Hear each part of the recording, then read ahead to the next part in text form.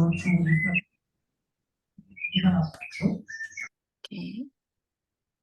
Okay, so thank you very much, Lamis. My name is Emmanuel Boache, and I currently lead AREN along with Lamis. I have a background in biochemistry, and I'm quite passionate about open science and how we can advocate for it, African and globally. And that is what led to starting AREN. So I'm glad to be here to lead the second session on the introduction to open science, which is a community webinar.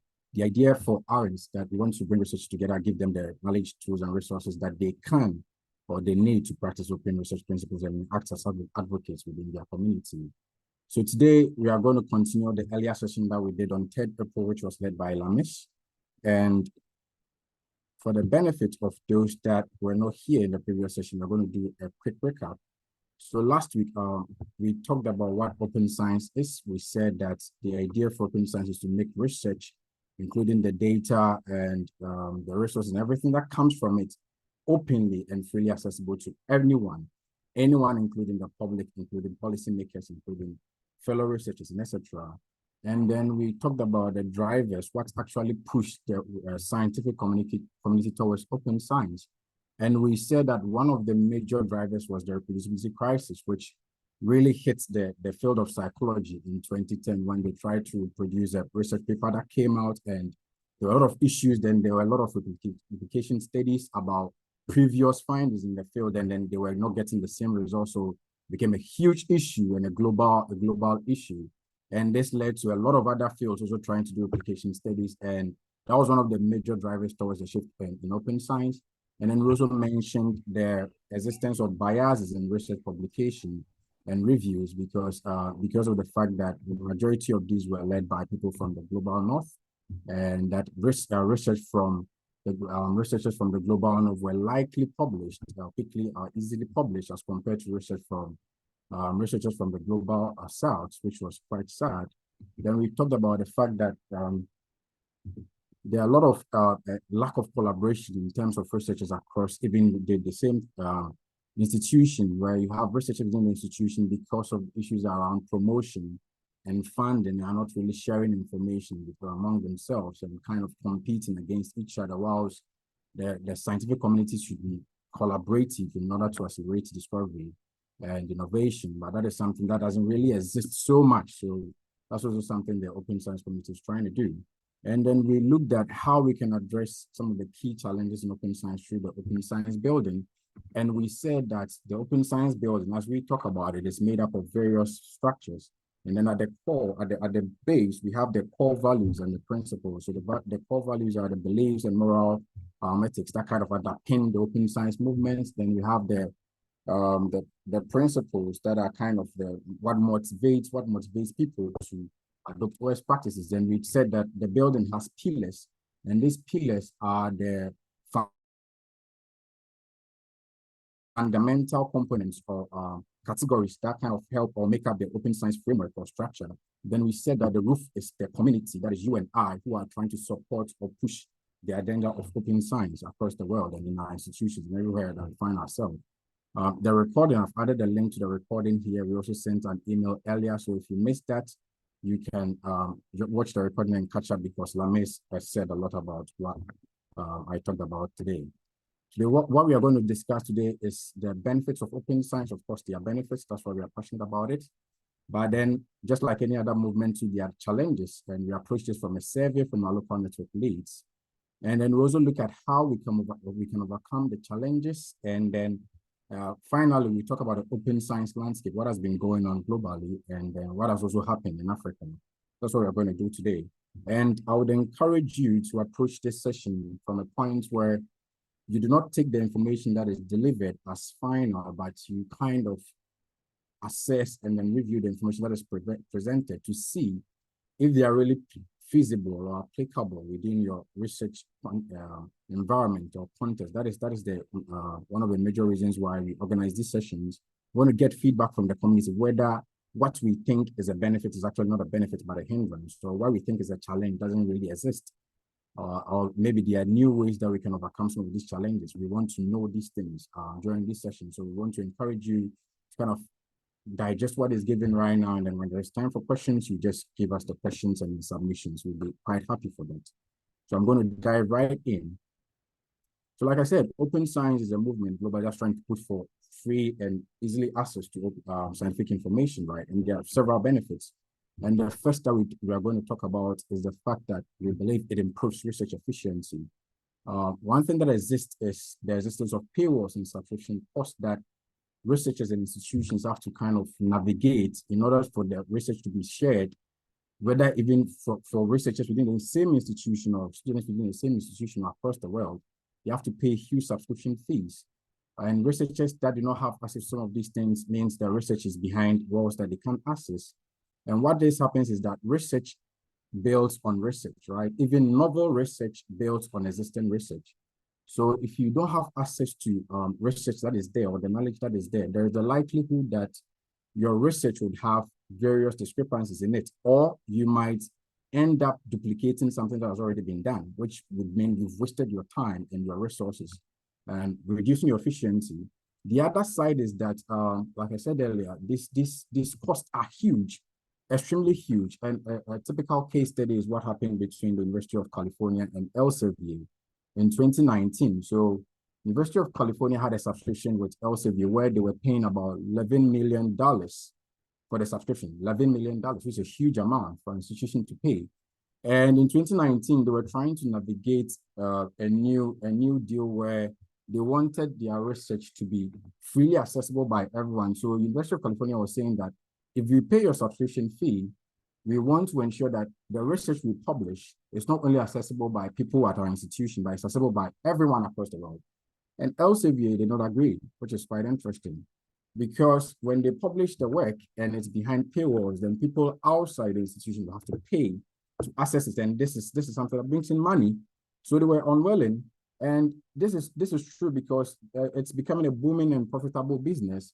Elsevier's mother company, Relics, announced that they made over 900 million euros of profits in 2018, and about 700 of them were paid as dividends to shareholders. So the monies they are making is actually not coming into the research community. It's interesting that researchers do the hard work, they get the funding, they do the hard work, they publish the work, and someone is profiteering from it, and they are not getting the resources they need to continue their work. So it's quite sad. All these monies could be pushed into research, right? Because if researchers have the money, they would be able to set up the labs, stock them with the right equipment, employ the right personnel to work with them, and this will improve their efficiency. But these are issues that exist within the research world, and the monies are going affecting the efficiency of research. So with the idea of open science pushing for increased access and reduction in cost, in fact, the elimination of paywalls or pay-to-publish systems would actually help researchers a lot, because some of these monies would kind of go into funding their research work. And the second one we would want to talk about is that open science helps really improve research quality. There has been a general notion, a general perception, and it's actually existing, a bias towards the publication of positive results. Journals and editors are likely to push for the publication of a paper when the results are positive or they believe is statistically significant, as compared to results they believe are negative or not statistically significant. But the issue is that not every paper or every research that comes out with negative results is due to a flaw in the experimental design, right? Sometimes research is done properly, proper experimental designs, no variation or biases in it, and then they come up with negative results. And this is something that should be exposed to the research community, because if you do research and you do it well, and the results is contrary to the existing principles or founding principles, the community needs to know, then they can verify. So if yours is true, it could be that you are discovering something new that could affect everything that is done within the field. But because of the bias towards positive results or statistically significant results, researchers tend to kind of falsify or manipulate their data. And this affects the final quality of the research work that they present, because it's not a true representation of what they've done. And this can affect future work, right? Because what you publish, people would see and build on it. But the idea of open data, open source, open methodology, even pre-registering research before you even start, will ensure that researchers adhere to what they said they'll produce. If they pre-register a research, it means that whether the results are negative or positive, they'll have to publish them. And if they have to share their data openly, the source openly, then they know that anyone, anywhere can access their raw data and then use their code to analyze what they have to see if they can get the same results. That's why we term reproducibility. So the existence of transparency and reproducibility will ensure that researchers are less likely to manipulate their data or less likely to try and falsify the data to meet certain biases that exist within the scientific community in order to get a lot of publications or in order to get their research work published.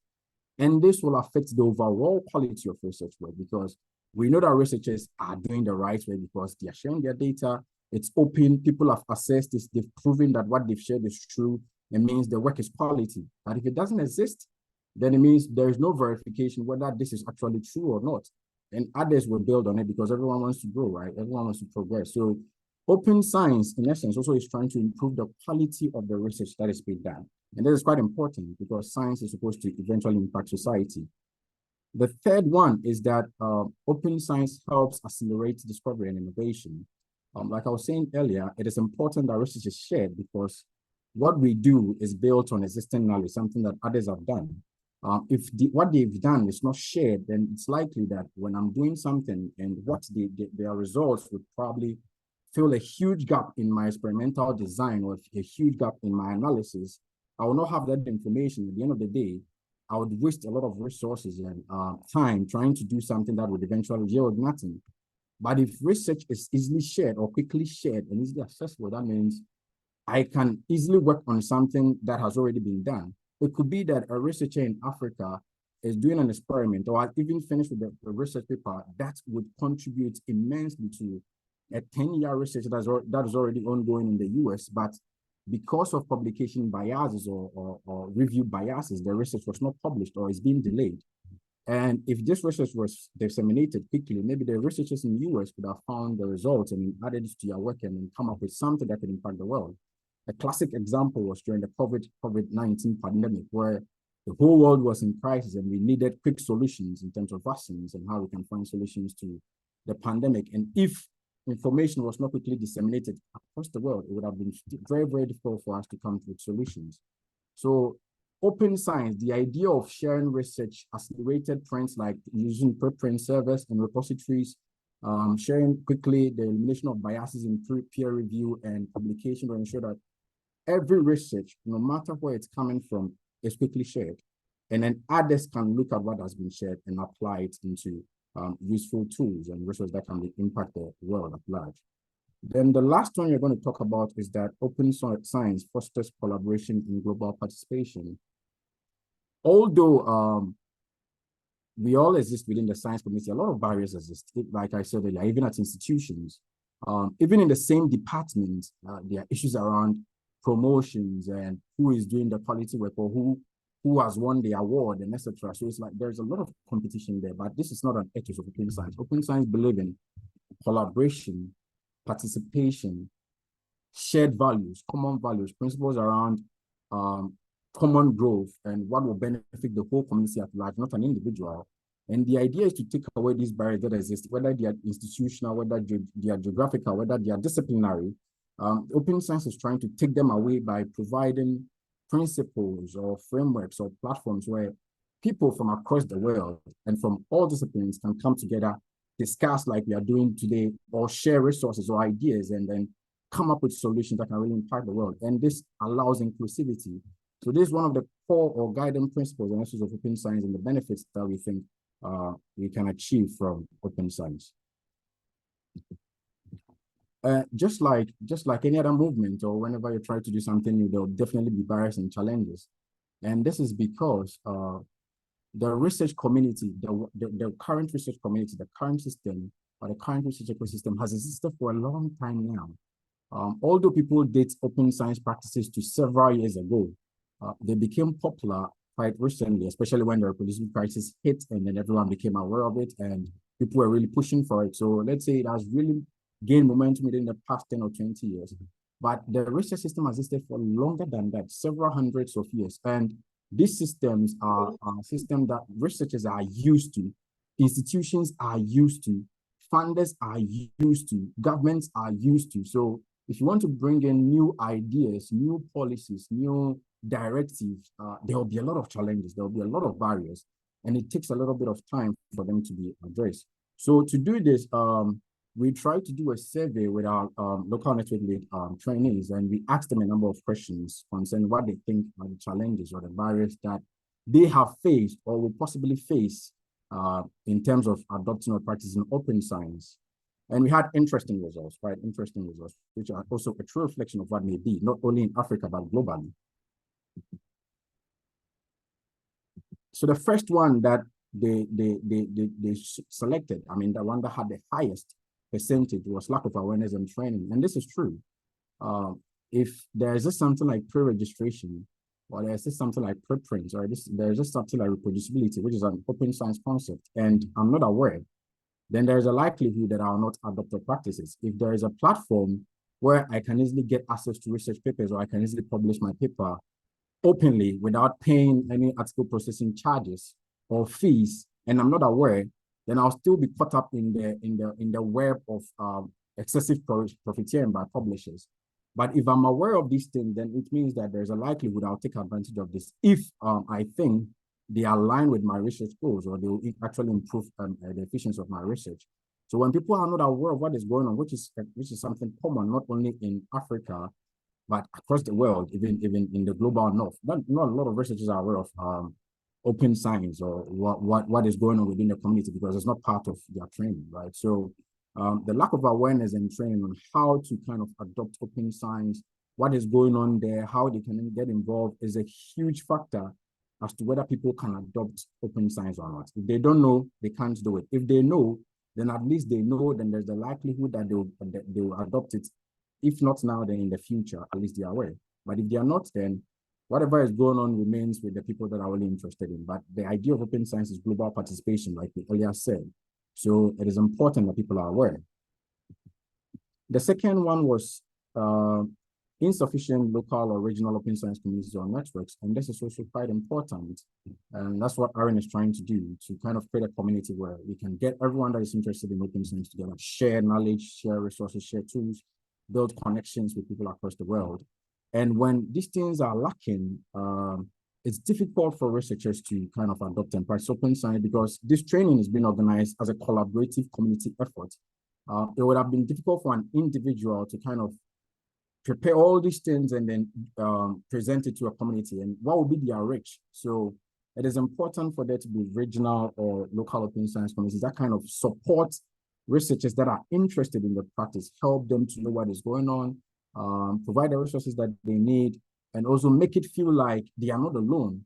Because, like I said, the systems there are well established, so people are used to it. So if you start doing things new, and it helps when you are aware that there are also people from across the world that are interested in what you are doing, or it's something that is a norm across the world. It really helps to make it normative. So the lack of local or regional open communities or networks is also a huge issue and a huge hindrance that prevents the adoption and the practice of open science. The third reason was inadequate policies or support from funding agencies. And this is also true. If I'm a researcher and my funder does not have any open science policy or mandate, then I'll not be compelled to adopt such principles, because it could be, I feel like they would add extra work to my research work, right? So a lot of researchers have that perception that open science would add extra work to what they are trying to do. This was proven by research that was done. So when funders make it a requirement, or their policies, let's say institutional policies that make it a requirement, then you as a researcher would be compelled to practice open science, because your institution says, if you publish your paper, publish it in open access. And this is something that the University of Harvard did in 2010. They announced that their researchers to stop publish open access because they were spending a lot of money on paying subscription fees and stuff like that. So they said their researchers should publish open access, because this is an open access policy that institutions started. So when this exists, then researchers will be compelled to identify platforms that they think they can publish without, let's say, paying APCs. And this will improve and increase their adoption. And then the next one was the lack of infrastructure or tools, which is also true. And this is quite important because when you look at Brian Nosek's pyramid for open science, so Brian Nosek was talking about the fact that for us to achieve holistic cultural change in open science, we have to look at several levels. And he starts with the base as the importance of the existence of infrastructure, because Brian was stating that when the infrastructure does not exist, it makes it impossible to practice open science. If I want to publish open access and there is no open access platform, it's impossible. If I want to publish my data in a repository and my institution or my country or there's no access to open repository, then it makes it impossible. So the lack of this infrastructure or tools makes it difficult for researchers to practice open science, even if they want to. And this was a quite important selection. And then the other one they also talked about was the economic constraints limiting access to open science platforms. And this is true in the sense that some of the platforms have a lot of resources that are only accessible online. And we know that with online access comes a lot of data subscription and etc. So in certain countries, certain parts of the world, this is not something that is easy to access. Internet and electricity, which was also another option they selected. It's not easy to come across. So even if the platform exists, and then economically I cannot access them, then it makes it impossible to kind of get the resource or practices. So this was also an important point that was selected. And then there was a concern about intellectual property or competition, which is also quite true. I think this is quite popular in the area of preprints, where researchers believe that if they publish their papers as preprints before they actually publish in journals, then someone could quickly scoop their work and publish them as a journal and say, this is my work, whilst it wasn't their work. These are concerns that people have. And then if I, let's say, publish my code and someone uses it to develop a software, who gets credit for the software? And especially when it's generating income and etc., who gets credit for it? And if I'm an institution or a business and then I publish my research or findings, or even before I complete the whole research process freely, what if my competitors kind of get what I have and then build on it faster than I can? So there are issues around intellectual property or competition, and these are all genuine concerns from the research community that the open science movement needs to address. And then there is institutional cultural resistance. I think I talked about this earlier. I was talking about the fact that the systems there right now have existed for a long time. If I'm part of a department or I'm part of an institution, and every researcher there is going by the APC model, they look at the high impact journals and then publish there, and then they are doing their research in a certain way. They are not publishing preprints, they are not depositing their data in repositories. And these things are not really affecting them in terms of promotion or getting funding. Then why do I have to do all these things, right? I mean, why do I have to add the extra burden of publishing my paper as a preprint and etc.? So when people in an institution are not really practicing stuff like that, it makes it difficult for you to also adopt it. And also some institutions have policies that kind of say that, well, let's say during promotion of funding decisions, if it's not published papers in certain journals, high impact journals, then your submission or your profile is weaker as compared to your colleague that has published in high impact journals. So this means that I will likely go by that system, which the open science community is trying to kind of move against, rather than what I think would really benefit the open science community. So the institutional cultural resistance is also something that is important. I mean, majority of researchers are found in research institutions or universities, and the norms and ethics and then their policies affect how researchers do everything that they do there. So until these things are changed, even if you are interested in practicing open science, there may still be resistances that will compel you to do the old things, the things in the old ways, which is quite sad, but you'd have no choice, right? So because you also want to progress in your career at the institution. So there's also a genuine concern that was expressed.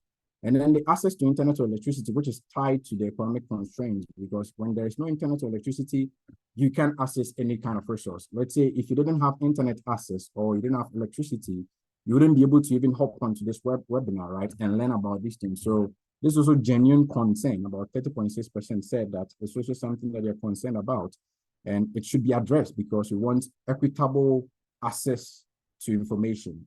all scientific information. So these issues also need to be addressed. Then there were legal and ethical issues about 29%. And this is also true, especially when research has to do with human participants. I mean, not every information can be shared.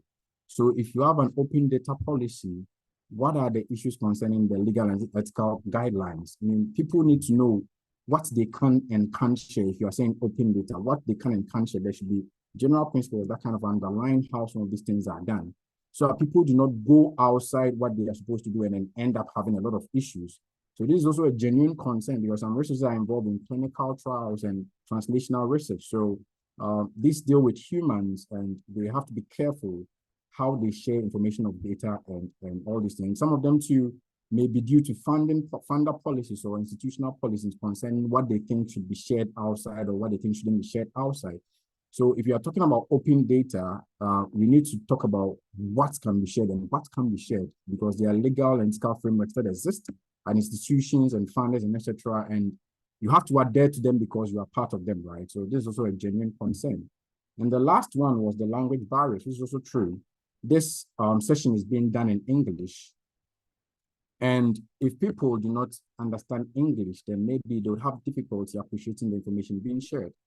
A lot of the OS platforms have the basic language being English, and some of them are trying to include translations like the OSF translations in Swahili that I led, I think, 2 years ago. They are trying to do a lot of translations in different languages so that people that are not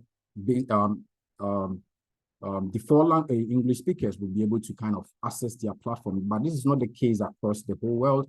The carpentries are also trying to do glossario, that is also trying to do a lot of translations of their resources, but not every platform is doing this. So language barriers exist, right? If I don't understand the language on the platform, I cannot use the platform. So it's also important that most of these platforms, tools, and resources are translated into a lot of languages so that researchers there too can also access it, because not everyone has English as their first language, and not everything out there should be in English only. So these are also genuine concerns. So how can we overcome these challenges? It requires a lot of effort from you and I, effort from the communities, effort from stakeholders or funders, effort from institutions. It requires a lot of effort, right? And these are some of the approaches that the community, the open science community, thinks or believes would help overcome some of these challenges. And the first one is promoting awareness and education, which is true, which is what we are trying to do now. People need to know what is going on in the world of open science. They need to know that open science exists. They need to know that this is what it's trying to do and that it's trying to benefit them. They need to know that, yes, challenges exist, but there are ways that we are trying to mitigate them and etc. They need to be aware of the platforms and tools that exist and how they can use them. They need to be trained and resource organized at the institutional level, at the national level, at the regional level. These things are important because people need to be able to access what is there. People need to be able to use what is there. And without that, even if they are aware, they may not be able to practice it as they should, because it still requires a lot of technical knowledge and understanding. Be able to adopt open science principles and practices. Although it's fairly free and easy, you would still need to learn, right? So there has to be experts there that provide the training, or people there that are interested in providing the training and workshops. And then the other one is that it would really, really help, extremely help, if open science training is incorporated in curricula across our universities and education institutions. This is because it will ensure that even at the early stages of their careers, researchers are aware of these things. They are aware of the principles. They are aware of the core values. They are aware of the pillars. They are aware of the communities, and they know that this is how the world of research is moving towards. It's moving towards open. So they'll be interested in adopting them early in their career stages. But if it's not incorporated in their curriculum and people are not aware of it, then that means although we are offering trainings, although there's a lot of promotion and awareness, it is limited to only a few people. And the next generation of researchers would still not be aware of these things. So it's important that information about open science, training about open science is incorporated into curricula. But this is going to take a long time because it would need institutional approval and all that and a whole lot of reviews. but it's a start, right? It will be great to see some of these things happening across the world, especially in Africa, that institutions have open science training for undergrads, for postgrads, and even for researchers, right, occasionally. So it would be really nice because that would kind of ensure that efforts are collaborated at all levels in all stakeholders. Then the next one is to establish and strengthen networks, and this is something AREN is doing, and we are part of the global AREN community. So, and in AREN, I think we recently announced that we are trying to establish working groups, and the idea is that there is no one-size-fits-all approach to open science. This is something that is stated in the UNESCO recommendation of open science on open science, and what I think would work for me as a researcher may not work for another researcher, even in my institution, because of the differences in discipline or differences in how the departmental structure is. So it's important to have local open science groups. This could be researchers in departments, at a faculty, at an institution, from a specific discipline, or from a specific country. These are important because they are aware of the systems that exist within their community. They are aware of the barriers, they are aware of the challenges, and they are aware of the opportunities. So when you have local open science groups, what they do is that they help strengthen the movement because they can provide solutions to the barriers and challenges that exist. They would be able to come up with ideas that will help mitigate the challenges that exist. When they don't exist, then it looks like every approach is generalized. So it's difficult for researchers within that community, that institution, that discipline to relate to what you are trying to put across because you are speaking it from the perspective of, let's say, a medical researcher or let's say a biological researcher, whilst they are in the humanities or social sciences. So local open science groups, whether they are from the disciplines, whether they are from the countries, whether they are from institutions, are especially important to strengthen the networks that exist. You may have established a network, but you need to strengthen it, and it's important to have these local open science groups. And then you need to have regional consortia where these various local open science groups can kind of collaborate, interconnect. It could be that the local open science group or the consortium in Ghana or in Nigeria or in Uganda or in Kenya has developed a tool that can help solve some of the challenges that researchers are facing. And collaboration or connection with each of these, between some of these communities will ensure that information is easily shared, solutions are easily shared. So it's important that there are regional consortia and the local open science that will help strengthen the networks that exist. We cannot work in isolation, right? And then it is important to also foster collaboration and partnership. I think when you look at the world, a lot of things that are going on in the world in terms of open science, a lot of initiatives, a lot of platforms, a lot of tools, a lot of groups that are advocating for open science, a lot of policies and etc. It is important as a community, as a researcher, to be part of some of these networks because that is where you get information about what's going on. It is important to be part of this network because you'll be able to leverage on the expertise of people from these networks and share what they have with your community. It is important to participate in global open science events because that is where discussions concerning the movement are done. And then certain solutions or recommendations are brought. The UNESCO recommendation on open science was done through collaborations and a lot of meetings from various open science experts across the world. And this is important because you need different views, right? So let's say if they are organizing an event like the World Research Integrity Program that is being organized this year, like what NASA organized with the Center for Open Science to kind of culminate the Year of Open Science, it is important that you are part of this event because you will learn what is happening, what other researchers are failing, what are the new tools that have been developed, what is going on, what are the new policies from funders and other people, other stakeholders within the community, right? It's important that you kind of take part in all of this. As a community, as an institution, as an individual, you need to be part of this network. You need to be part of this event. You need to engage some of these stakeholders in the public too when you want to establish open science. So it's a way of overcoming some of the challenges that exist. You could easily get solutions from a partner across the world. I mean, when we were organizing our local network lead training, something that Lamis did so well was to look at the people that we're already connected with and then see if they can help. And right now we have a lot of experts from various well-established open science communities and initiatives providing training for our local network leads. This is possible because we kind of moved by the idea of collaboration and partnership, and it really helps. So there's one of the ways of overcoming the challenges. We needed expertise, and then there were experts there, so we collaborated. So one of the ways of overcoming them. And then it is important to invest in infrastructure and technical support.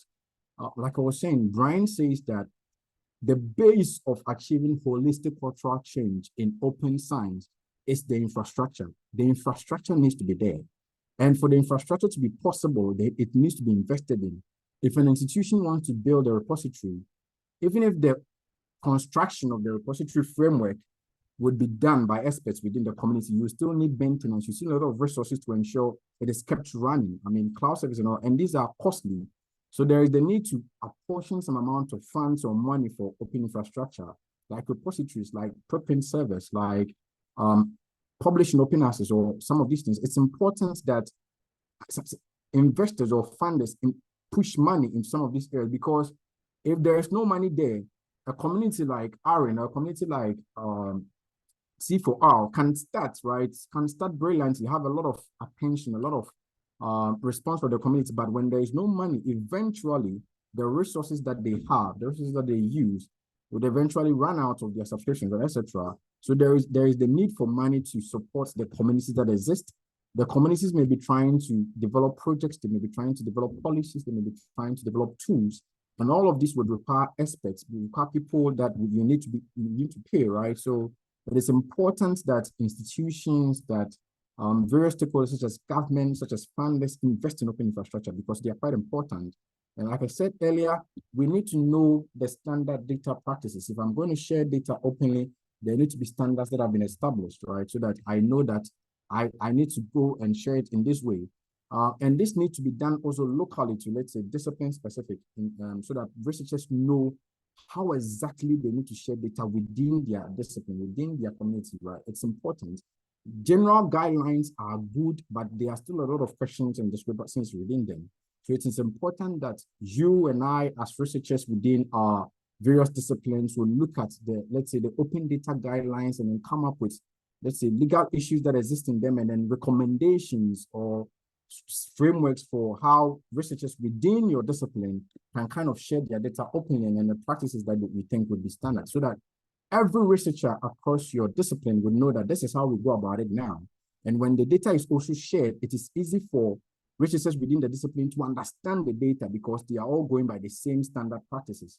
But if everyone is doing it anyhow, then it's difficult to make meaning out of the data. So this is also quite important, and it will solve a huge issue, such as the ethical and legal issues that exist within the open science movement.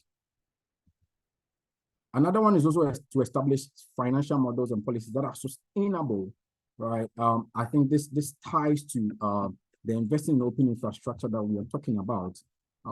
Like I was saying, a community like AREN has started beautifully, right? We've had a lot of attention, a lot of feedback, but if there are no sustainable funding models where the communities or the infrastructure or the tools are consistently supported, then they will eventually kind of become obsolete or non-functional. And it is important that the funding models are sustainable. And right now, I think most of the open science communities initiatives rely on funders to submit kind of providing money for them, and this is usually for a period. So when the period is done, it looks like you have to look for a new funder. And if you don't find a new funder, that means you are stuck. You may not be able to do some of the things you want to do, no matter how good they are. So it's important that there are sustainable funding models where there is continual support of what the community is trying to do, what the platform is trying to offer, the services that are there, so that researchers can consistently get access to some of these things. They can consistently use some of these things, and then it will consistently promote the free access to scientific knowledge and information. And then, like we talked earlier, policies make practice requirements. So when policies exist, let's say funders say, if you want to apply for funding, you must, let's say, publish open access. If you want to apply for funding, you must share your data. If an institution say, from now onwards, during the promotion decisions, we are going to consider researchers that practice open science principles, such as publishing preprints, such as depositing their data on repositories, as compared to publishing in high impact journals, this is going to influence how researchers behave or act or communicate, right? So it is important that policies are established, because they influence how researchers will eventually do their work. Then the sixth one is the legal and ethical frameworks, which I've already talked about. So I think I'll just briefly talk about it. And what they do is that they establish clear and standard guidelines around ethics, around licenses, around who has access rights, who can share the information, right? And there's something that's been going on in terms of the Creative Commons licenses and etc. These are issues that exist, genuine issues, and we need to look at providing solutions to some of these things. And to do that, we need to have people who are there, who are analyzing the system, the principles that exist, and coming up with toolkits and etc. that people or researchers can kind of go by when they want to practice open science. You can't just say open science is good, so people should practice it. They need to understand what the guidelines are, what are the lines they should not cross, or what the lines they cannot cross. They need to be aware. They can't just share things openly anyhow. So creating legal and ethical frameworks that guide researchers in terms of how they share their data, how they share their information, how their information is going to be reused by others is important, and it will take away some of the fears that a lot of researchers have when it comes to practicing open science or sharing their data, and will solve some of the issues that we have. And then we said it's important to create cultural change and incentivization. I think all of these multifaceted approach, you can see that they are interconnected, they are interlinked, right? So the cultural change we talked about is about having policies there, having champions there, like institutions, having people that are employed to act as OS champions or advisors in roles for open science practices. This is something that's going on in Europe, where you go to an institution and then you have someone who reports to, let's say, the vice chancellor, and their role is to report on how the institution can adopt open science principles or practice open research. This is something that's going on already.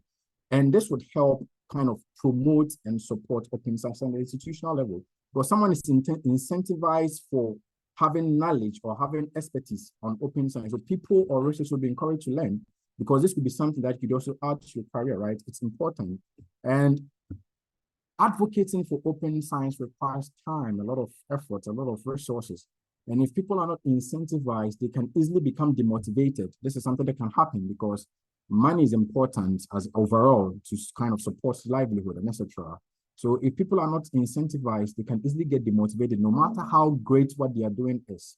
And it is also important to know the success stories that are there. So let's say you're a researcher, you adopted an open science principle or policy, and it's helped make your research faster or easier. It is important that other researchers know what happened so that they will know that, oh, this is really good for me. If the stories are not shared, then people will not know that this is something that is actually working for researchers within my discipline, so I should go and practice it. And then, like we were saying earlier, academic access needs to be redefined using alternative, like, let's say, rather than say, we would promote people who have published in high impact journals, we would say, we are rather looking at researchers whose research was, let's say, mentioned in policy documents. This is an alternative. We are rather looking at researchers whose publications had a lot of social media reach. This is an alternative metric. So using these metrics will also encourage a lot of researchers to share their research openly and using different platforms such as preprints, such as repositories, and etc. And OS practices need to be rewarded, right? Like in promotion decisions, in finding decisions, and etc., which I've talked about it at length. So I'll briefly skip that. And we need to promote inclusivity and equity. We talked about the language barriers and how important it is for most of these platforms, tools, and resources to be translated into other languages, because not everyone uses English as their first language. And there's the need to identify some of these groups. Of course, let's say in translation initiatives, we'll be looking at a language like Swahili because it's recognized as an official language by the African Union. We'll be looking at French, we'll be looking at Portuguese, we'll be looking at Spanish. But what about the smaller underrepresented groups? We'll be looking at Arabic, but what about the smaller underrepresented groups? There are groups that are there that they may be small, but it could be that they have a very, very strong research community. But because they are not taken care of, because they are not addressed, you're unable to access some of these resources that are there. So it's important to promote inclusivity and equity by addressing the challenges that underrepresented groups face and providing solutions to them by ensuring that the resources that are developed and shared are shared in different languages that are easily and freely accessible. So now that we've addressed the benefits of open science and we've talked about the challenges and how we can address the challenges, we want to look at what has been happening within the global open science landscape. A lot has been happening. We'll not be able to cover everything here, but I'll mention some of them as a stat so that you can also follow up. In the past years, like I was saying, a lot has been happening. The open science community has been rapidly evolving And this has been because of the policies and initiatives and technologies that have been coming up. And most of these are backed by the governments, the funding agencies, the researchers themselves, the publishers, the libraries, and the various stakeholders. Their collaboration has allowed the open science movement to come up with a lot of things that are kind of solving the problem, that are kind of ensuring that there is participation, that are ensuring that there is equity and involvement. And we are going to talk about some of them here. So the first one we're going to talk about is the UNESCO recommendation on open science, which was released, I think, earlier in 2021. It started in 2021, and it was the first international standard setting instrument on open science. Initially, we all knew what open science is. We all knew and understand. When you Google what open science is, everyone will give you their own definition of what open science is, or what they think is open science and how they think open science can be practiced or adopted. There wasn't a unified global understanding or framework that explains what open science is, the principles, the core values, the guidelines, something that everyone across the world will say, yes, we all agree to this. So it was important that UNESCO got involved and brought this up. So what they did was they brought a lot of experts, like I said earlier, from across the world, and they came up with recommendations that talk about the principles, the core values, and then the various instruments that define what open science is, how it should be practiced, and the fact that it is not a one-size-fits-all approach. So it was a wonderful movement globally, and a lot has happened since then. A lot of interesting things happened since then, and even before that. Since this recommendation was launched, about 11 countries have introduced open science policies, strategies, and legislative frameworks. This is at the national level, because it was signed by a lot of countries, right? About 193 countries globally agreed to abide by the standards that were recommended by the UNESCO in terms of how to practice and adopt open science. 193 countries, that is a lot. So far, 11 of them have actually done something in relation to that. They've established a policy or a strategy or a legislative framework to guide how open science can be done within their country. And then in 2018, Plan S and Coalition S, Plan S is about the publishing, and Coalition S was the funders. So they said that from 2021, all scholarly publication on the results from research funded by public or private grants, and we know that research is generally funded by public or private grants, provided by national, regional, international research councils. And this one was done in Europe and across a lot of funders. So some of the funders are from US, some of them are from Europe, and some of them are from other parts of the world. They agreed that all the research that comes out of these should be published in open access journals or on open access platforms, or made immediately available through open access repositories without embargo. This was first proposed in 2018, and it started in 2021. This means that it is already going on. So a lot of the funders globally, a lot of the institutions are moving towards open science, are moving towards open access, because right now, the people that are going to fund your research, the research that you are going to do as an institutional researcher, are making it a requirement for you to publish your work in OA journals or OA repositories or OA platforms. So you need to know the platforms that are there, because in most cases, when you kind of go against these policies, there is a likelihood that they will withhold your payments.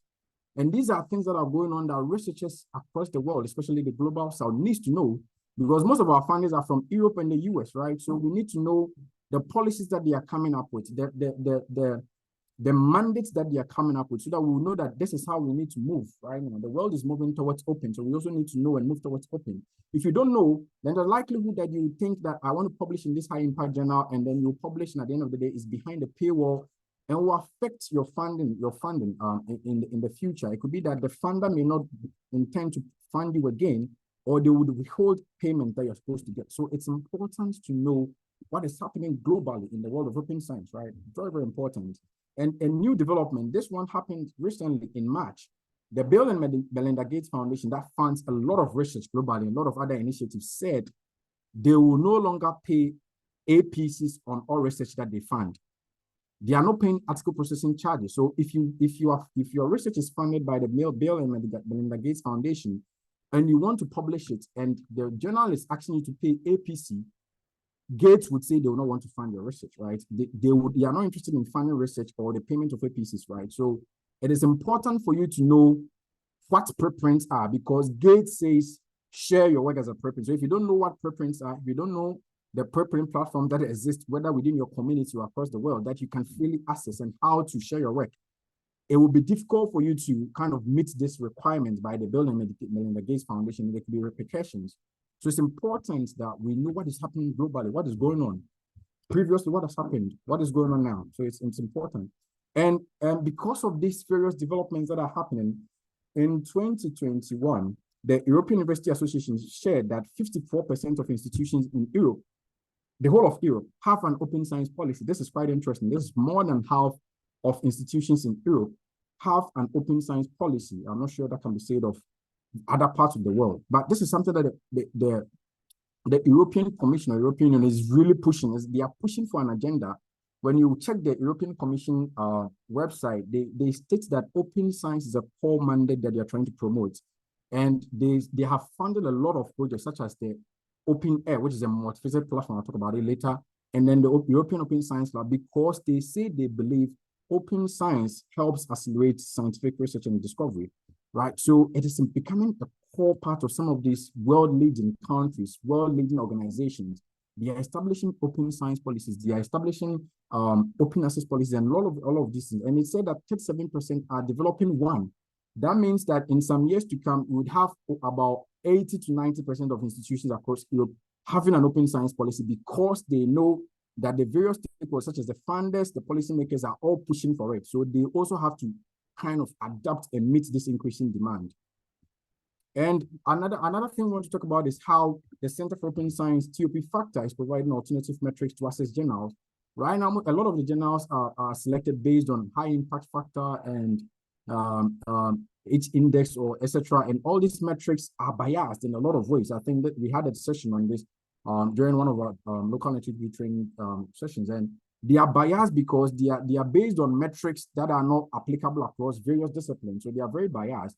But that is what currently a lot of institutions use in promotion and funding decisions, a lot of researchers use in selecting journals. But COS has developed a new tool which assesses how a journal is adopting or establish open science principles or mandates. And this although it's new, it's in these early stages, and there are 5,000 signatories. The signatories do not equate to the journals that are kind of adopting the policies, right? So although there are a lot of signatories, not a lot of them actually have the mandate. So right now, the project is in the phase where they are looking at ensuring that the journals that signed or the journals that are interested are actually establishing. So when you check the TOP website, you see a journal and then you see the various mandates. I think the factor gives a number of recommendations. So whether the journal, let's say, have an open data policy, it's there. So it highlights the mandates that the factor recommends and whether a journal meets them, and is a way of assessing whether a journal is open science oriented or not. And it's a very good tool. I'm hoping that in the future, a lot of journals globally are kind of assessed by some of these things, and then some of the old metrics that exist are kind of put aside because they are so biased. And a lot of things that have also happened within the past few years is 2023, when NASA declared 2023 as a year of open science, which was quite interesting, that an organization as big as NASA has taken a keen interest in open science and was pushing for it. And I think at the end of the day, they developed a training program called the NASA TOPS, Transforming to Open Science, which I think they are going to make it open. I think it has been run already, for an iteration has been run already. And we've added the link to this image. So when you tap on the image, you get access to the TOPS platform. And the idea is to provide training and resources on some of the various aspects of open science. So NASA is pushing for it, and they culminated the whole event this year with the Center for Open Science in the US. And there was an event that was organized, a conference that was organized virtually. And a lot of researchers will be able to attend to learn what is going on. And then I think the Barcelona Declaration on Research Information was announced in April, if I got that right. Yeah, it was announced in April, that's last month, right? And the idea of the Barcelona Declaration of Research Information is to make open the default for all research information. And they want to, one, ensure that all research publication is kind of shared openly. They want to ensure that they support the services that kind of promote open science. They ensure that, I think there are about 4 I've added a link. I've forgotten the rest. Sorry about that. But what it's also trying to do is to ensure that a lot of research that is done, including institutions, including funders, including policymakers, are all shifting towards open. The mandate was launched last month, but they've had a lot of signees.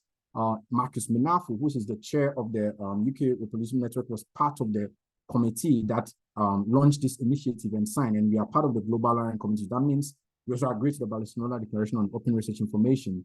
And it will be good for a researcher to know this, because a lot of the funders, a lot of the people that kind of support research from our part of the world agree to this mandate. We've had a lot of institutions, a lot of organizations saying, we support the Barcelona Declaration on Research, on Open Research Information.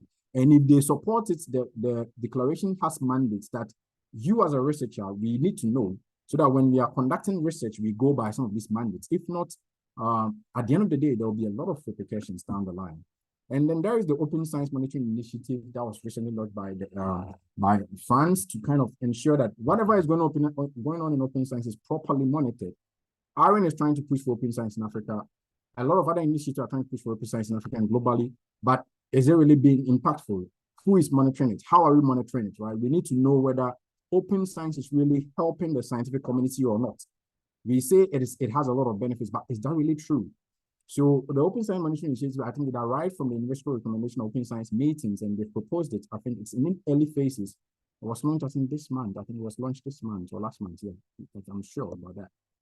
But the idea is that they will establish mandates that will help in monitoring how open science is advocated for, how it's adopted, the impact, and a lot of other factors that they think should be monitored. So this will be a global kind of framework that can be used by any institution, organization, or government or stakeholder policymaker to assess or monitor open science. So these are developments that are going on globally, that you have a lot of governments, you have a lot of institutions, you have a lot of funders saying, yes, we support, yes, we are part of it. And we need to be aware so that we can kind of prepare to meet the demands that they will bring on us.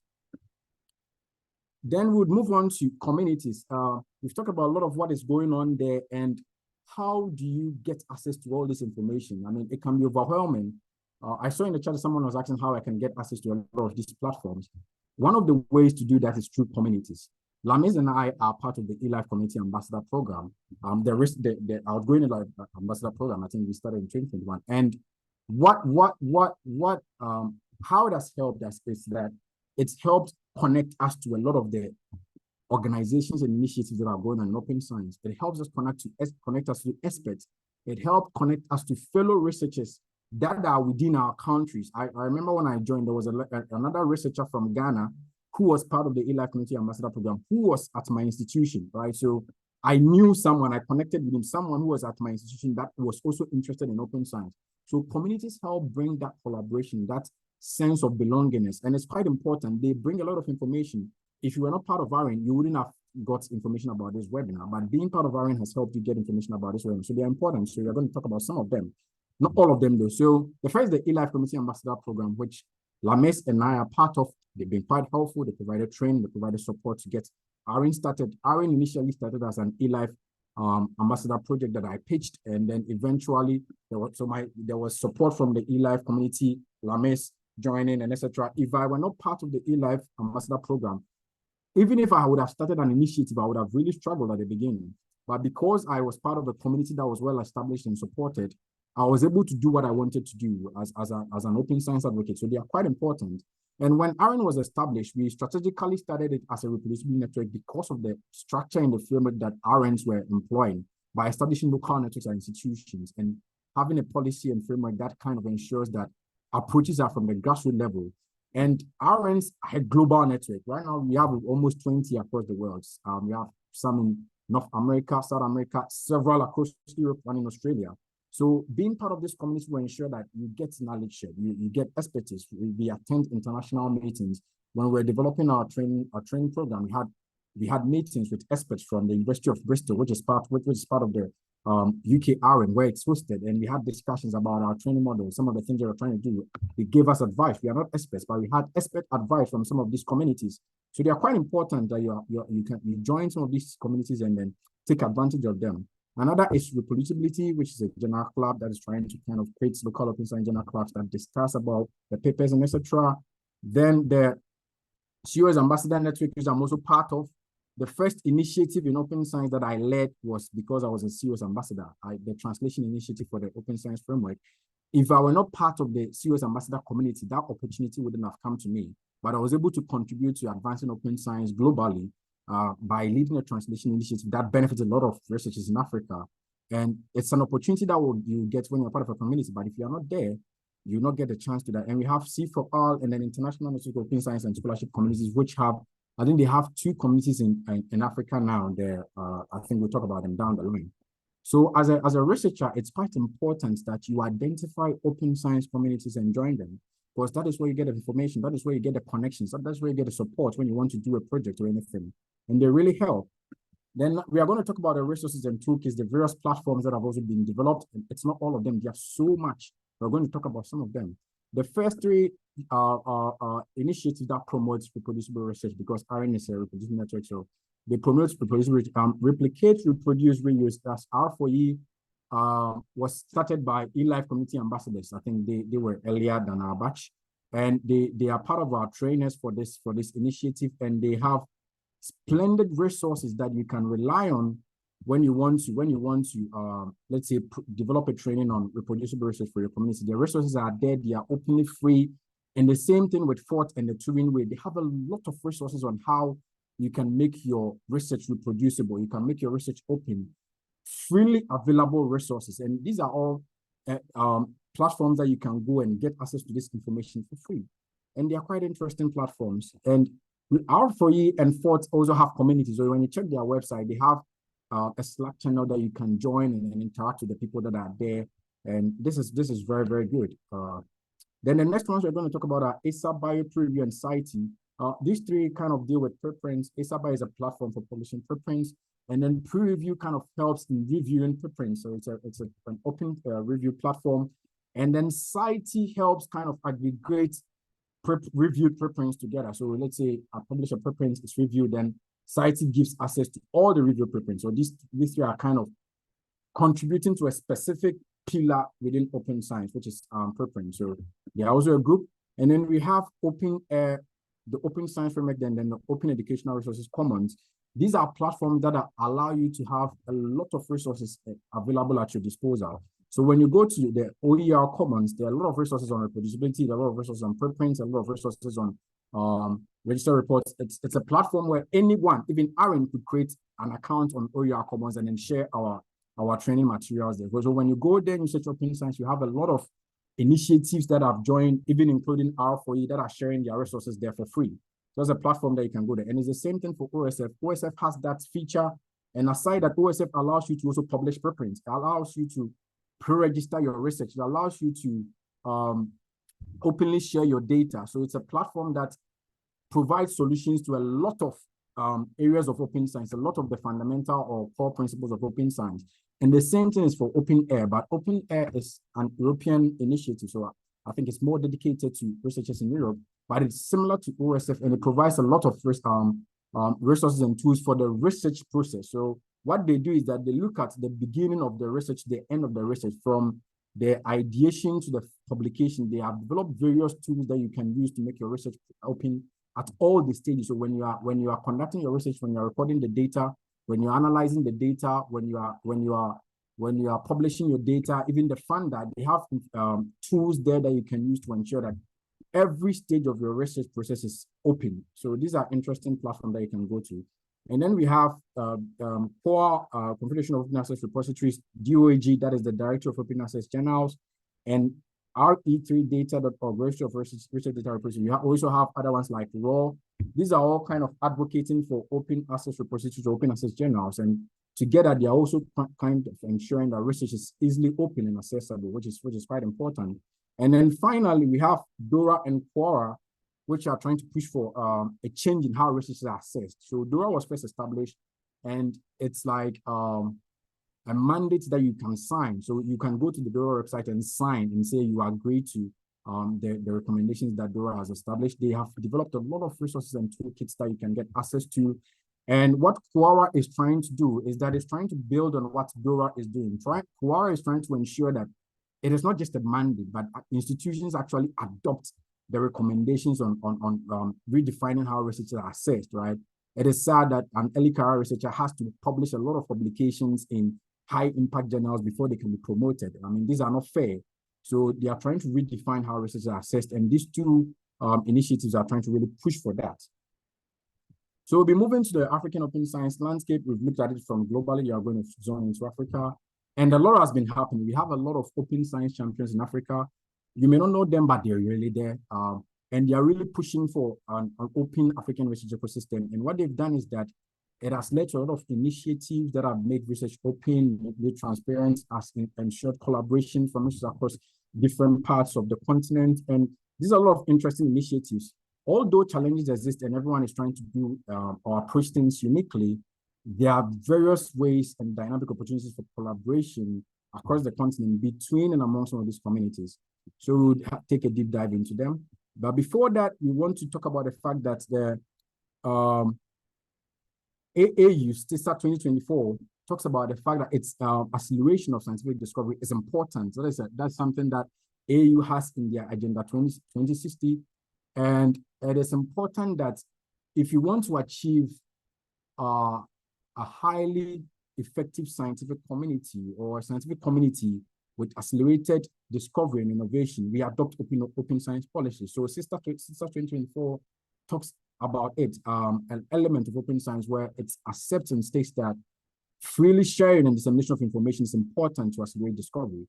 And then when you check the LipSense website, which one of the initiatives we talk about, it says that there are a number of countries across Africa that are working towards national open science frameworks. And a lot of them are also kind of developing them. Some of them have even established some of them. So if you're part of these countries, then you know that your country at a certain level is already working towards an open science policy or a roadmap on how the country can move towards open. And eventually it will affect researchers within the community. So it's important to know about them. So they mentioned Cote d'Ivoire, Ethiopia, Ghana, Lesotho, Mozambique, Nigeria, Somalia, Tanzania, and Uganda. And I'm sure right now, the document is a bit old, but I'm sure right now, if they update it, we'll have a lot of countries that are trying to move towards open science. This is something that is happening in Africa, and it's quite interesting to see this. So in terms of the initiatives, we are going to start with the communities, and AREN is first. You already know about AREN. What we are trying to do at AREN is to use a grassroots approach to ensure researchers are well prepared to meet the increasing demand for open science. We are doing it through different approaches. One of them is the local networks, which we are trying to first do by training the local network leads. And the other one is through the community that we have. And we are starting with the working group so that we know what is actually going on within the countries and the institutions and disciplines. And then we know that this is how we want to adapt our approach. This is how we can help them. So that's something AREN is doing. There are a lot of other projects and initiatives that we are discussing with our partners. The team is also working on a number of these initiatives. So going forward, AREN is going to evolve. And what we are all trying to do is to ensure that Africa moves towards open, just like the world is moving towards open. Then we have the Open Science Community in Nigeria and Open Science Community in Egypt. I think we have already partnered with the Open Science Community in Egypt. We'll share that on our website very soon. And we are trying to contact the Open Science Community in Nigeria. These are all part of the enough that we earlier talked about. And these are communities that are also pushing for open science. You can join them if you're in Nigeria. You should join this community because at AREN, we are quite interested in cross-community collaboration. It is nice to have community members part of AREN and part of the Open Science Community in Nigeria or part of the Open Science Community in Egypt. We want that because we want to know what is happening across the communities and share knowledge and expertise. So we would encourage you to join some of these communities. Then we have the Africa Open Science Hardware, or Africa OSH, which has been doing splendidly in terms of open science hardware. They normally organize these events across Africa. They do it across different countries every year, where they bring in a lot of individuals like makers, maker spaces, innovators, to kind of discuss how they can make their work open, share tools and resources. And I think last year they did an initiative where they were having training sections on how to construct the open flexure microscope, which is a very easy to construct microscopes from certain tools that are provided. So they're also doing splendidly. You can check their website. I'm sure if added the links. If not added, we'll add it. So you can check their website and see what they are doing. If you are from the engineering background and etc., you can kind of join them and then get involved. This year, they are going to do their event in Ghana. So I plan to attend. I hope I'm able to attend because I'm in Ghana right now. So it's a wonderful event. I would encourage you to join. Check their website and see how you can kind of get involved in this community initiative. Then we have LipSense and TCC Africa, and what these two groups have done so well is to engage the stakeholders. I think LipSense was formed from West and Central African Research and Education Network, WACREN, and LipSense has been doing so well in engaging the stakeholders up there.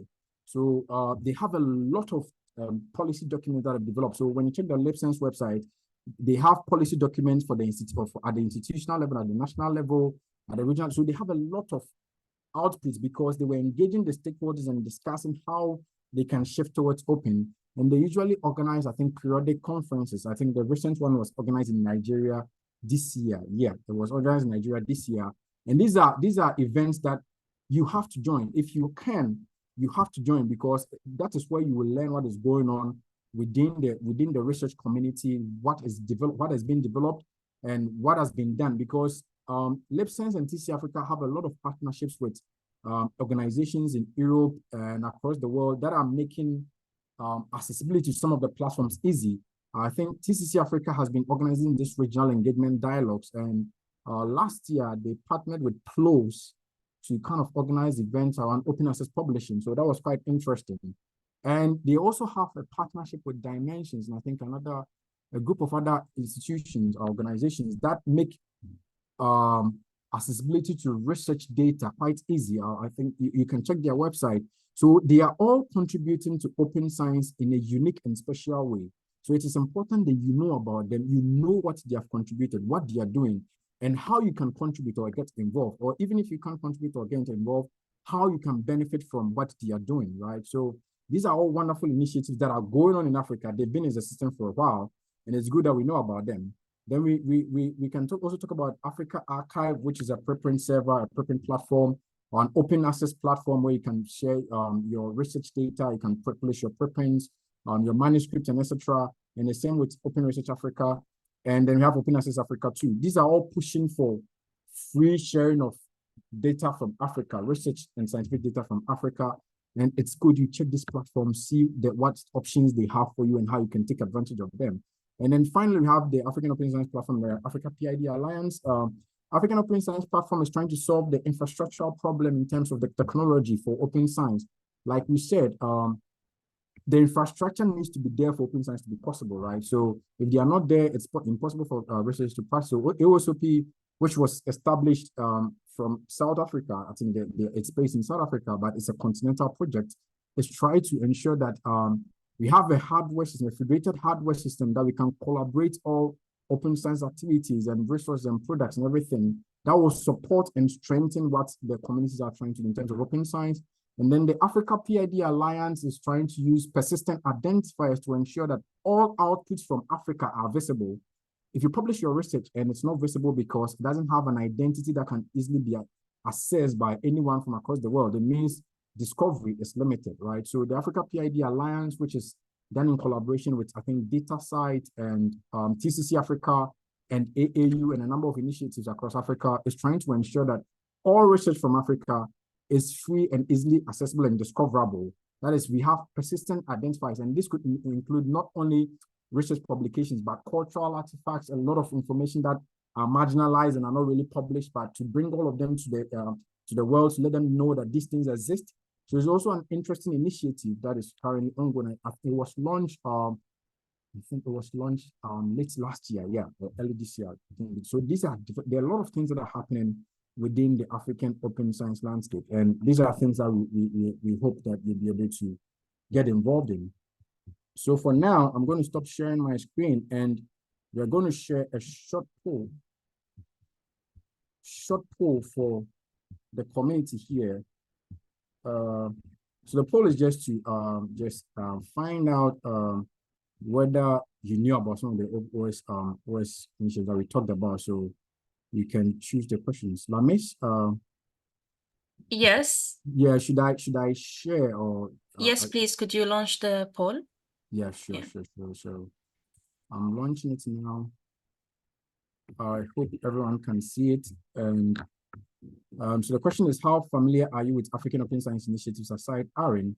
And this is to assess whether before we talked about them, you were aware of them. So we just want to know that maybe before we talked about them, you really knew them or you didn't know about them. So it's a single choice answer, so you can only select one. So we are waiting for your responses just to assess how the community knew about it. Just to check, can you see the poll? Because I've started it. Yeah, I can see people starting to answer. Okay, that's great. Yeah. It's good. Okay, so I'm not seeing the results on my end. You are seeing the results on your end, right? Yes, I am. Oh, that's interesting. Yeah. So we just have like 10 more people Sure. to answer. Yeah.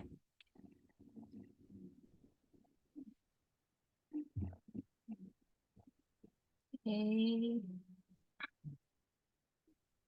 Is anyone having difficulty seeing the poll? I can't see the poll. Oh, that's unfortunate. But maybe you could just answer in the chat. Like the question basically says, how familiar are you with open science initiatives in Africa? And as the answers are like very familiar, somewhat familiar, heard of it, or not familiar. So maybe you could just like write your answer in the chat. Yeah, that's a great alternative. Yeah. Okay, that's great. That's great. Not familiar. So that means could you end it on your end and share it, because I have not seen the results, unfortunately. Okay, I just have. Okay, I think we could end it. Okay.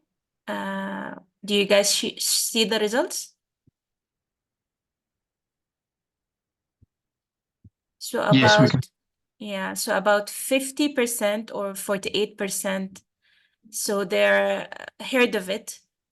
So they heard of some of the initiatives, but not so many, which is interesting to see. And also the second largest percentage is 30% who are somewhat familiar. And this actually emphasizes on the importance of having sessions like this. Yeah. Because we want you to know, we don't want to be your only gateway to open science, since there are so many very amazing initiatives. Yeah. So we would really like for you to go on and join these initiatives, especially if the initiatives are based in your countries. So I think I'll stop sharing. Right. And first of all, thank you, Emmanuel, for the very interesting talk. I know it's a lot of information, but yeah, but it's good that you guys will have access to the recording and the slides, so then you will have some time to go through these informations on your own time. So I think now we could give some time for the questions, if you guys have any questions. There were a few questions that I answered in the chat, mainly about how to register a research. And I shared some of the platform for research registration. But if anyone else have a question, comment, please feel free to raise your hand. Yeah, that's great. Thank you very much, Lamis. Thank you, Emmanuel. Well, so it's either you guys fully understood. Yes, go ahead, Caleb. Okay, yeah, thank you very much. Good evening once again. My name is Caleb from Nigeria, and I'm really grateful to Emmanuel for this section. Yeah, Emmanuel, you did very, very well. Thank you so much for everything you are doing. And if not for today, I don't even know that there was an open science initiative in Nigeria. And as I speak to you now, I'm already online to sign up with Open Science Network in Nigeria. And thank you very much for everything. I got a lot of knowledge today. Thank you very much. That is great to hear. You're welcome. Yeah. That's exactly the point, is for you to just jump in and join as many communities as you possibly can. So thank you for that, Caleb. So anyone else who have like a comment? Yeah, yeah, it was very loaded session, but thank you for sticking. We have a question in the chat, Emmanuel, is what is the plan, AREN, to collaborate with local open access advocacy team and initiatives in Ethiopia? Okay, that's a good question. Yeah. I think AREN was launched last year in November, and we are trying to grow organically. So although we have plans to kind of collaborate with local open science initiatives like country open science initiatives, etc., we are also trying to move stepwise, right? So if we are aware of, let's say, open access advocacy teams or initiatives in Ethiopia, would quickly want to reach out to them. But if you're not aware of them, then maybe we will not be able to reach out to them, because this year, the idea for our partnerships is to look at pro-OS initiatives and establish connections with them. And this is how we came across establishing connection with the Open Science Committee in Egypt and Nigeria, who we are working on right now, a lot of other initiatives across the world. So if there are open access advocacy teams and initiatives in Ethiopia, we would really be happy to connect with them. If you have their contact, if you know about their platform, just send us an email, share their link with us. We'll be quick to contact with them, because we are interested in such teams. We are interested in such groups and how we can work together. So unless we don't know about them, then that will be a different case. But as long as we know about them and they are promoting and supporting open science, we'll be happy and glad to connect with them and work with them. Thank you for the answer, Emmanuel. And yes, please just feel free to email us with the contacts of these groups, and we'll be happy to collaborate. I see we have a couple of hands raised. Joseph, you may go ahead. Okay. Good afternoon, everyone. I am Joseph Sabon from University of Abome Calavi. I would like to thank very much Mr. Emmanuel for his presentation, which gives us a large explanation about open science and how to engage to promote open science in our universities. So I have a question about what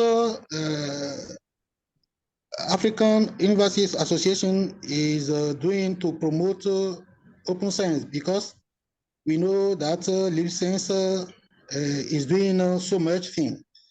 And in Europe, we have European University Association, which is trying to do a lot of things to promote open science in Europe and over the world. What is doing in Africa by you can tell us about African University Association. What is doing there? Yeah. Thank you very much for the question, Joseph. It's a very good question, because AAU. Can I go ahead and answer? Are you done with your question? Could I go ahead and answer? You wanted to yes, I finished. You can. It is my question. Yeah, good. So it's a very good question, because AAU has connections with all the majority, if not all of the institutions in Africa, and their efforts can affect whether institutions are established policies or not. And they've not been idle. Interestingly, AAU organizes an event every year called the African Universities Day. And in 2022, it was open science themed. It was themed open science, bringing equity to research and publication.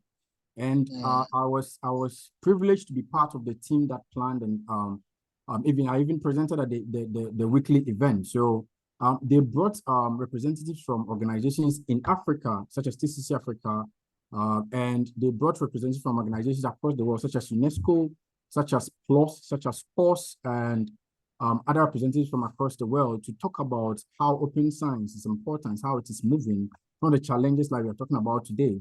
So AAU did that in 2022 to kind of ensure that the university community in Africa is aware of the fact that the world is moving towards open, and that it's important for the universities across Africa to adopt open science policies or principles.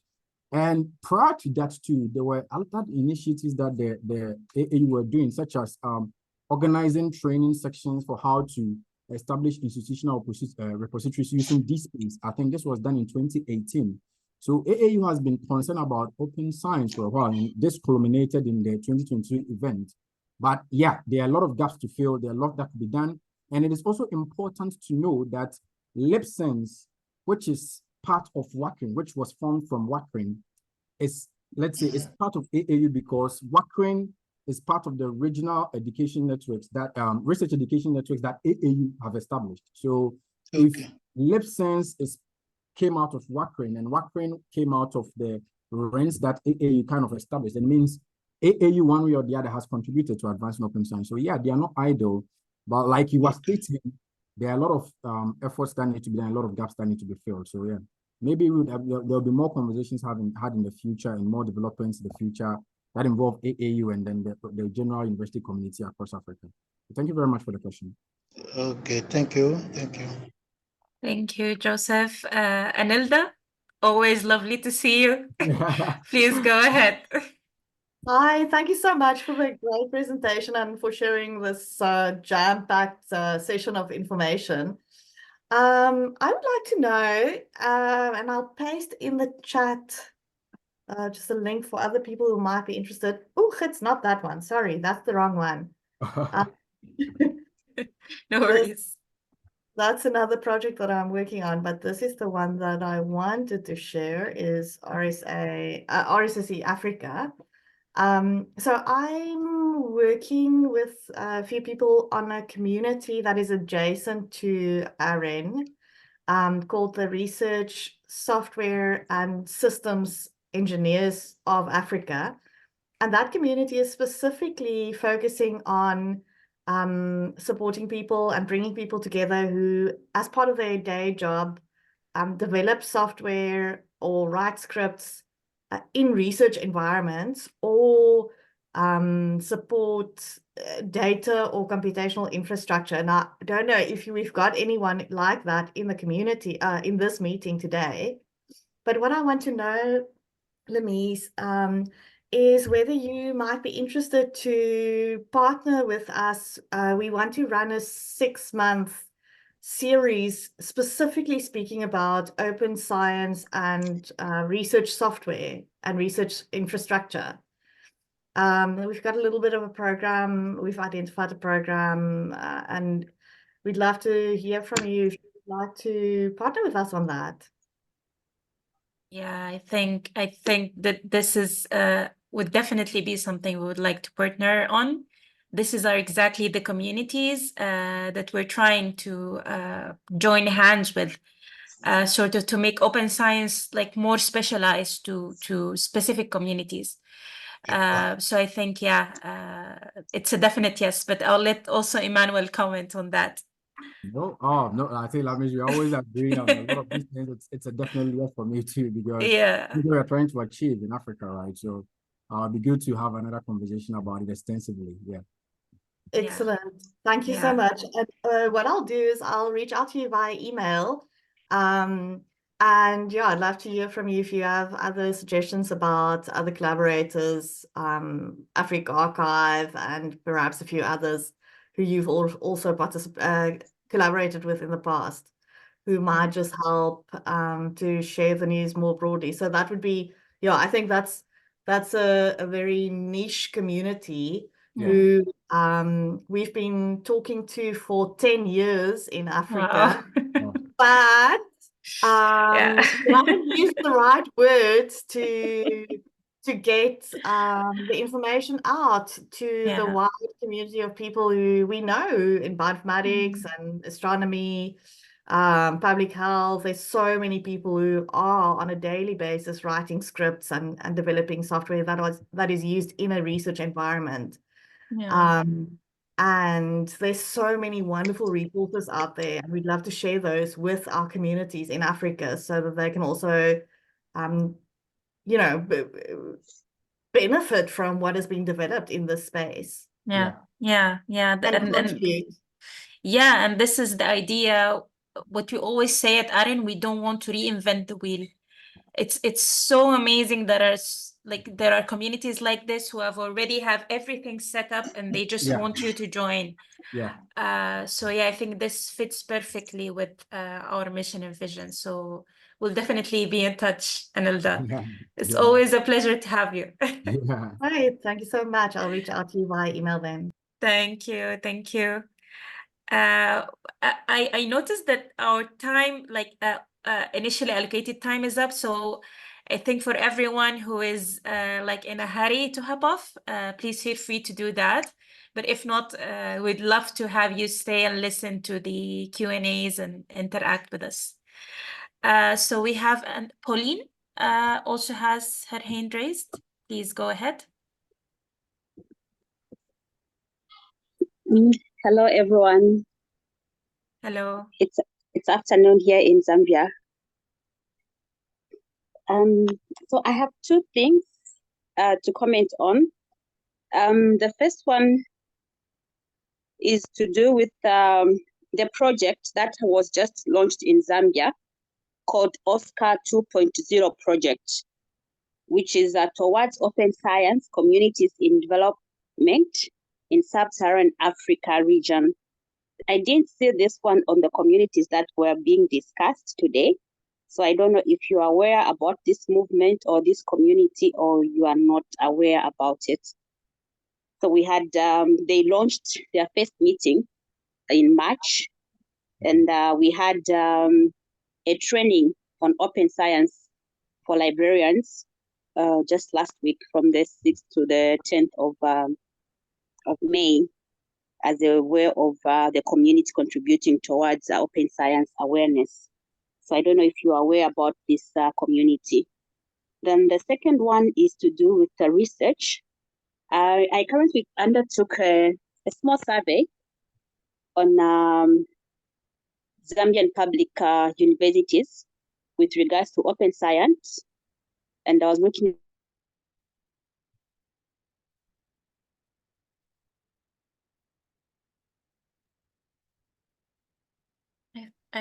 I'm not able to hear Pauline. Stories there.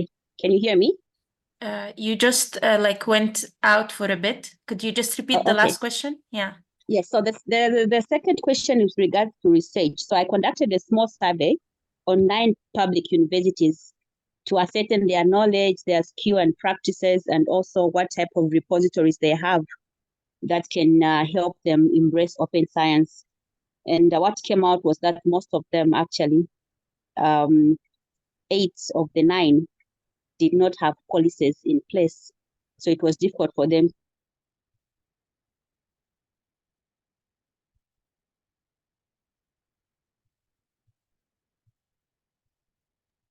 to open science.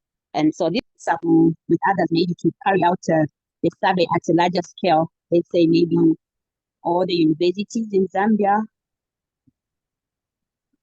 or just among librarians.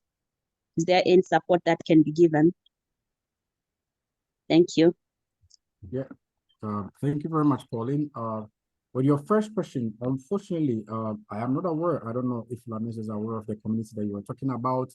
And what we usually hope is that during some of these sessions, we would be made aware by the various researchers from various countries what is going on within their communities or initiatives like you were talking about or communities that you're talking about. Then we can also kind of add them to our partners, start collaborations with them, and even talk about them on our website.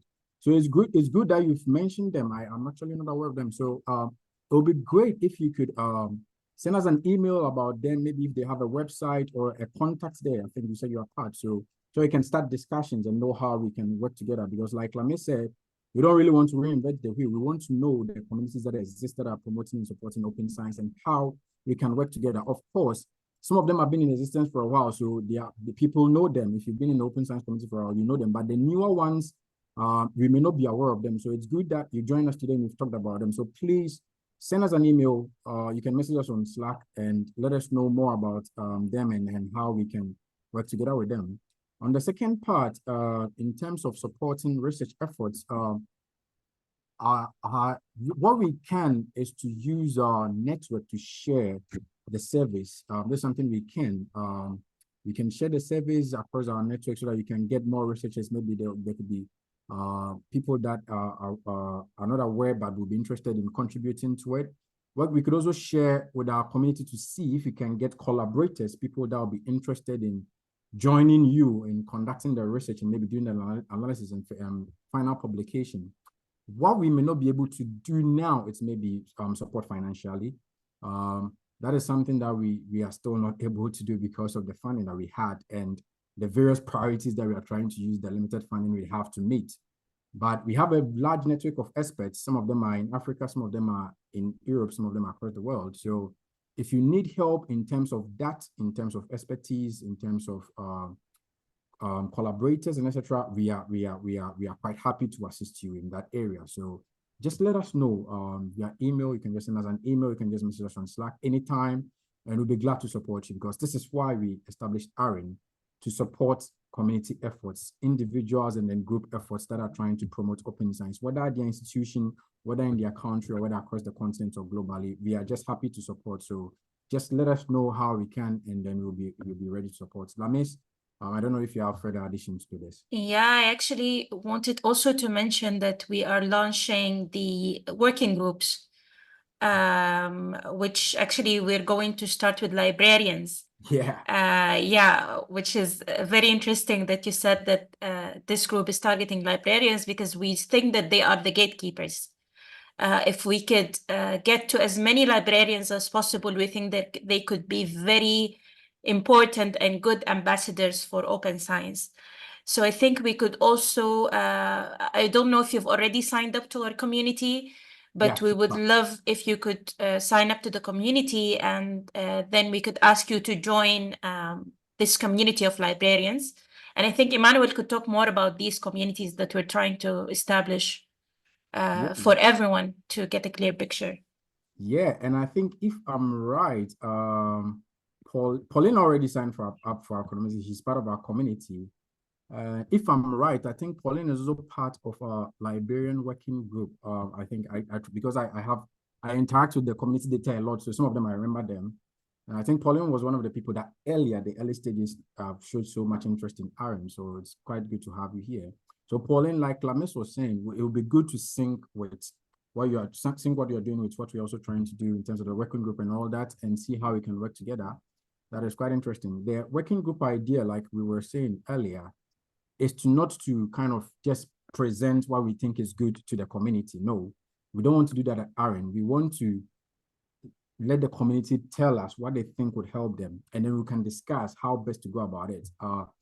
Open science is not, like we always say, a one-size-fits-all approach. So one may work at one institution in the same country, may not work in a different institution, even across departments and disciplines. So we want to know the challenges that the people they face and how we can help them solve them. If I'm a librarian and I want to tell my community to publish preprints, what are the ethical issues involved? What are the repercussions? Let's say if someone also uses preprints in their publication and then their effects, it affects their funding decision or promotion decision. What are the repercussions? What are the effects? So this may be concerns that may prevent people in specific disciplines or professions to not adopt or encourage the use of open science. We need to know them. We need to know how we can help them. And that is why we are forming the working groups. Because there is a lot going on behind the scenes in AREN, we are trying to do it step by step. So we've not done a lot of them. But like Lamis said, the first one that we've tried to initiate formation is the librarians. Like she said, they are the gatekeepers, and they are the gatekeepers of information at the universities and research institutions. And if we can get them to buy into open science, then it can have that snowball effect in the communities. So we are hoping that would work out. We would be looking at various disciplines and countries, depending on how we progress going forward. But bit by bit, I'm sure a number of you would receive emails about this, and we hope that when you do, you'll be interested in being part of it, because there is a lot that can come out from these things, including publications and etc. And of course, people will be given full recognition for their efforts and contributions. So I think that is that. Thank you very much, Pauline, for the questions. Thank you. I think we have questions in the chat. We have from Jocelyn a question asking whether there is a database where we can actually basically see all of these open science initiatives in Africa and other specific countries. So I'll also leave that to you, Emmanuel, to answer. Yeah. That's a very good question. Yeah. So it depends on various initiatives. Some initiatives I've seen that some of the reproducible networks, like I think the German reproducible network has a page on their website where they talk about a lot of open science initiatives, and AREN too is trying to do that. We will update our resources pages and add a lot of initiatives. And recently too, Invest in Open Infrastructure also launched a platform that grants access to a lot of initiatives that are going on in terms of open science.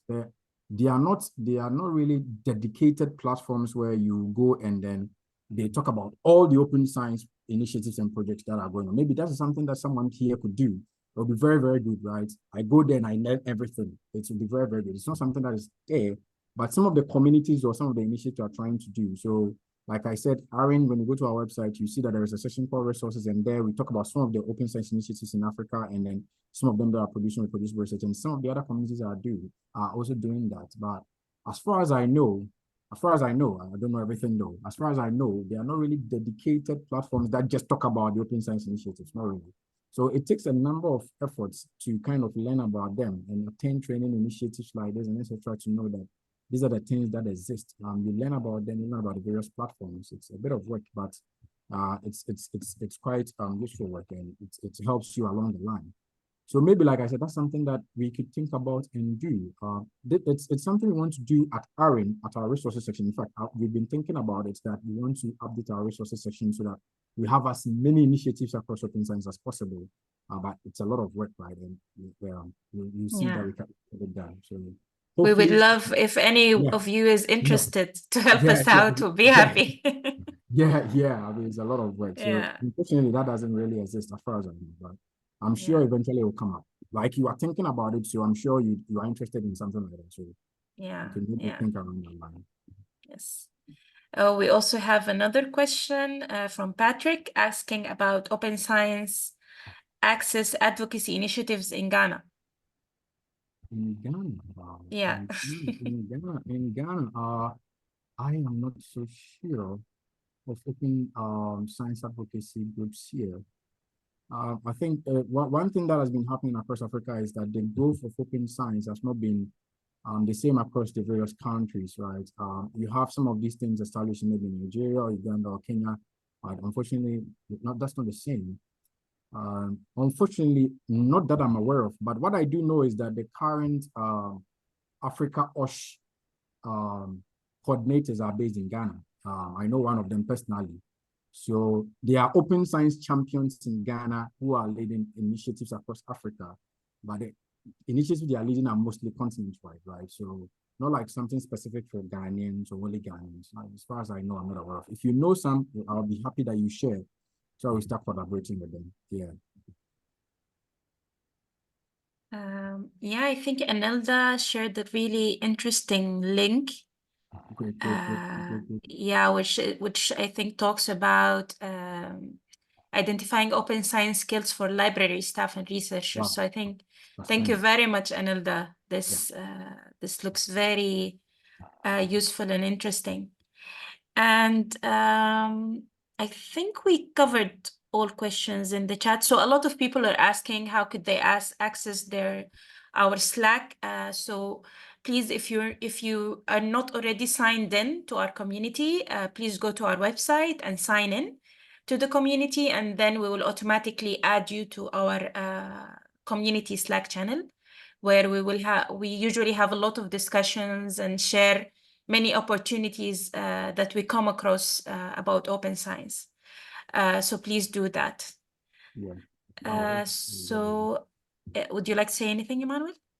Yeah, so I think I recently updated the sign up form and added the link. So when you are done signing up, you'd have the link to the Slack channel too. So that's something that could also help if you've not already joined. And if you're already part of our community too, I think we've sent a number of emails with the Slack link. So maybe we'll send another one again so that a lot of people can also do. And we also sent an invite to all the community members early this year. So all our community members were added to our Slack channel, and we sent invite to you. And the invite will come in the form of an email with a link to join our Slack. Maybe we'll do it again because maybe some people did not receive the email, so we'll do it again. So everyone can join our Slack. It's a wonderful place to join and get interactive and share everything that you know. So we'll work on that. I was trying to get the link now and share it here. If I'm successful, I'll share it. If not, then maybe we'll share via email. Yeah. So if there are no more questions or comment, or are there any questions or comment? Is there a question that I missed in the chat? Please go ahead and ask. I hope not. So I really thank you all very much. Like, you stayed for an extra half an hour. We know that this has already been a long session, but really the Q&A has been really amazing and opened our eyes to many different aspects that we would love to join hands in and work around more. So thank you, everyone. And we hope to see you in our next session. And we'll be sharing the slides and the recording with everyone, of course. So thank you, guys. Thank you very much for joining. Bye-bye. Thank you. Thank you. Thank you. Bye-bye. Thank you.